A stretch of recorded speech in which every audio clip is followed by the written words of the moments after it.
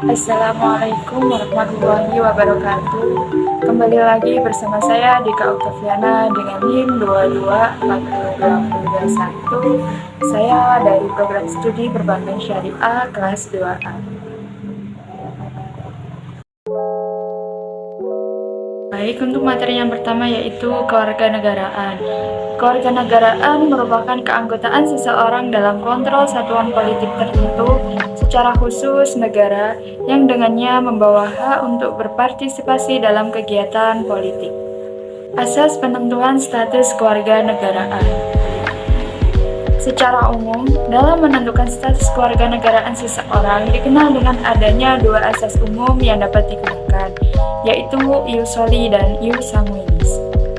Ius soli adalah penentuan kewarganegaraan berdasarkan tempat kelahiran seseorang. Dengan kata lain, kewarganegaraan seseorang ditentukan berdasarkan daerah atau negara tempat ia dilahirkan. Dalam istilah Latin, soliolu yang artinya negeri, tanah, atau daerah. Ius sanguinis adalah penentuan kewarganegaraan berdasarkan keturunan. Dalam bahasa Latin, sanguinis berasal dari kata sanguis artinya darah. Ius sanguinis menetapkan kewarganegaraan menurut pertalian darah atau keturunan. Di samping kedua asas tersebut, dalam menentukan kewarganegaraan seseorang juga dipergunakan adanya stelsel kewarganegaraan, yaitu stelsel aktif dan stelsel pasif.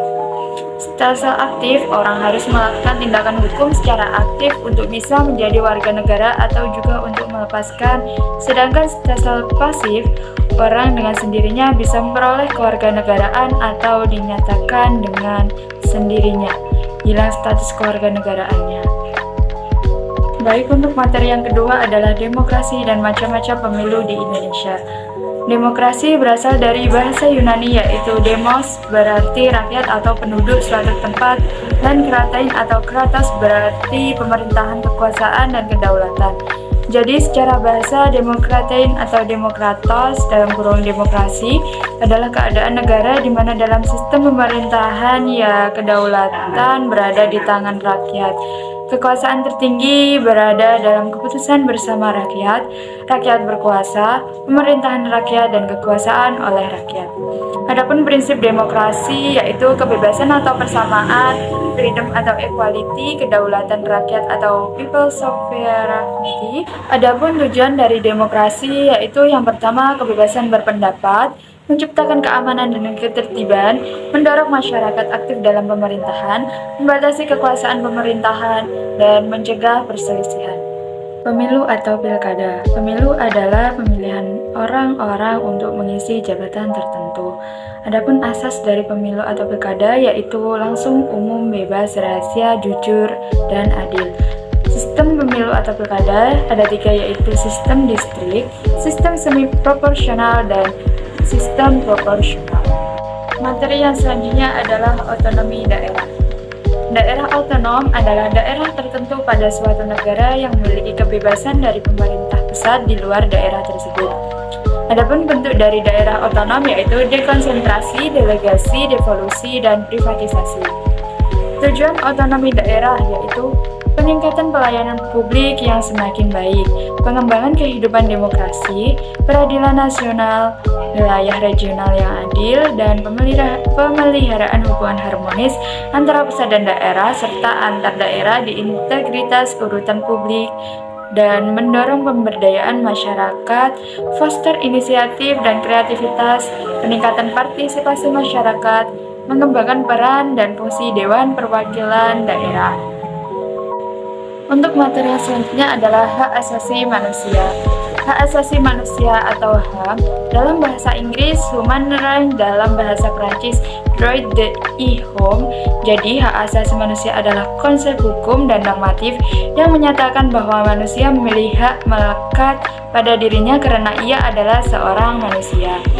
Adapun macam-macam hak asasi manusia antara lain hak asasi pribadi atau personal right, hak asasi politik atau political right, hak asasi hukum legal equity right, hak asasi ekonomi atau property right, hak asasi peradilan atau procedural Masyarakat Madani. Apa sih masyarakat Madani itu?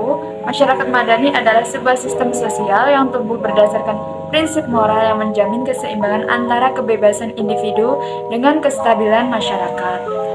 Masyarakat Madani mempunyai ciri-cirinya yang khas, yaitu kemajemukan budaya atau multikultural, hubungan timbal balik atau reciprocity, dan sikap saling memahami dan menghargai. Adapun karakteristik dari masyarakat Madani adalah wilayah publik yang bebas atau free public sphere, demokrasi, toleransi, kemajemukan atau pluralis, keadilan sosial atau social justice. Integritas dan korupsi. Yang pertama yaitu integritas. Pengertian integritas yaitu merupakan pola hidup yang damai, sejahtera, bersih, dan sehat secara keseluruhan. Adapun nilai dari integritas yaitu jujur, tanggung jawab, disiplin, mandiri, kerja keras, sederhana, berani, peduli, dan adil. Fungsi dari integritas sendiri yaitu fungsi kognitif, adalah fungsi yang meliputi moral dan diri sendiri. Yang kedua, fungsi afektif adalah fungsi yang meliputi hati nurani dan harga diri. Korupsi secara harfiah adalah kebusukan, keburukan, kebejatan, ketidakjujuran, dapat disuap, tidak bermoral, penyimpangan dari kesucian. Adapun upaya pencegahan korupsi yaitu dengan nilai moral, kedisiplinan, dan norma hukum. Macam-macam korupsi. Yang pertama, korupsi eksploitatif, berupa sogokan atau suap yang dilakukan pengusaha kepada pengusaha.